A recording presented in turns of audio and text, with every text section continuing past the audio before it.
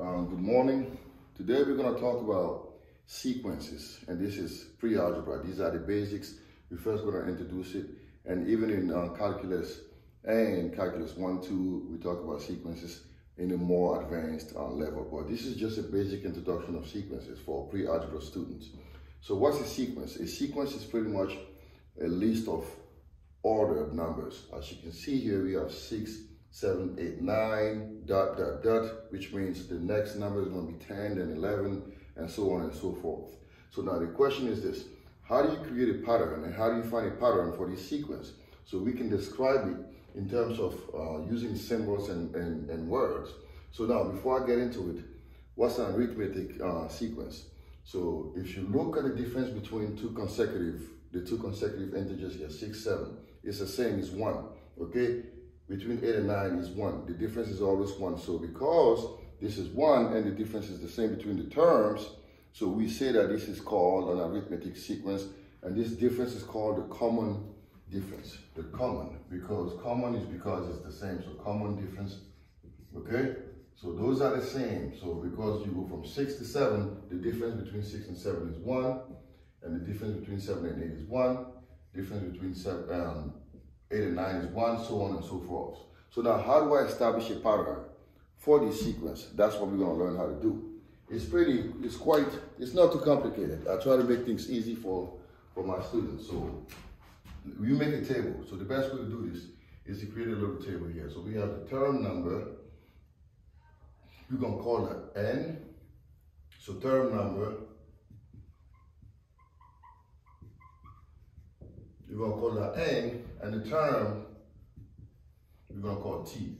So there's a relationship between the term number and the term, okay? So the term number is actually the position. So, for example, this is position 1, position 2, position 3, position 4. So we're going to call this position 1, 2, 3, 4, all right? And the terms are pretty much the numbers 6, 7, 8, and 9. 6, 7, 8, 9. Now, to find a pattern or to establish a relationship between the two, we first have to find a common difference, all right? So between 6 and 7 is 1. Between 7 and 8 is 1. Between 8 and 9 is 1. Now, the question is this. To establish this, we want to say, how do I go from 1 to 6 using 1, all right? So the term is t, right? So 6 here. So how do I go from 1 to 6 using 1 here? So it's going to be 1, right, times 1, that's what? That's 5. You see that? So to go from 1 to 6 using 1, I'm going to go 1 times 1 plus 5. Same thing here. How do I go from 2 to 7 using 1? So it's going to be 1 times 2 plus 5. And then how do I go from 3 to 8 using 1? So 8 is pretty much 1 times 3 plus 5.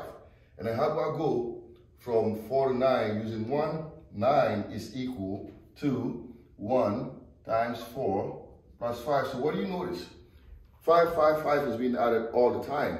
So 1 here is your term number. This is the term number. So pretty much, so to establish a relationship between the two, this is t, this is t, this is t, this is t, this is t, this is n, this is n. All right, so basically to establish a relationship, t is going to be what? 1 times n plus 5, or to make it simple, t is equal to n plus 5. So if I want to find, for example, the 20th terms, instead of going 9, 10, 11, all the way to 20, I'm just going to replace n by 20. So to find the 20th term will be 20 plus 5, which is 25. Okay, so this is how you work with sequences. I'm going to give you another example, and then we're going to call it a day. So let's try this one here. So let's say we have, let me erase this real quick. I'm going to keep the table, okay? And then I'm going to write another sequence. So let's say this our sequence now is, let me look in my textbook real quick, 4, right? 8, 12, and 16. So 4, 8, 12, and 16. So we're going to proceed the same way. So the difference, the common difference between 4 and 8 is 4. between 8 and 12 is 4, between 12 and 16 is 4, all right? So basically, the question is this: how do I go from 1 to 4 using 4, right? So 4 is pretty much what? 1, 4 times 1 plus what? 0, because 4 times 1 is 4, right? Same thing here.